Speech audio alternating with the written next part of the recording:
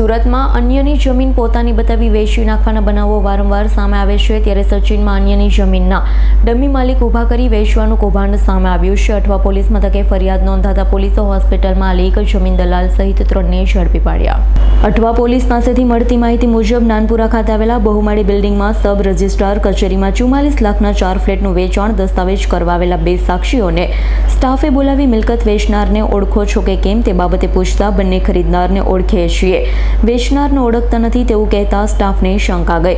તેમણે તરત જ મિલકત વેચનારની પૂછપરછ કરી, જેમાં તેના ફોનમાં આધાર કાર્ડ જોતા બોગસ દસ્તાવેજ બનાવવાનો ખેલ ઉઘાડો પડી ગયો. સબ રજિસ્ટ્રારના સ્ટાફના કર્મચારી અંજનાબેન મુગલસરાય અઠવા લાઇન્સ પોલીસમાં ફરિયાદ આપી હતી, જેના આધારે અઠવા પોલીસે સચિનમાં રહેતા જમીન દલાલ જીશાન મોહમ્મદ રફીક ખાન સુથારી, કામ કરતા સચિનમાં જ રહેતા સંતોષ દામોદર પાણીગ્રાહી તથા નાનપુરમાં આવેલી નૂપુર હોસ્પિટલના પ્રદીપ કાશીનાથ શાહુ સામે ઠગાઈનો ગુન્હો નોંધી 3ની ધરપકડ કરી છે.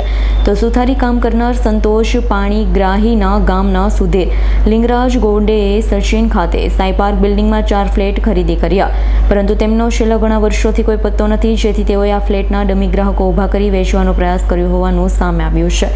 Bureau report, S9 news, Surat. અમારી તમામ માહિતીથી અપડેટ રહેવા માટે જોડાયેલા રહો S9 ન્યૂઝ સાથે.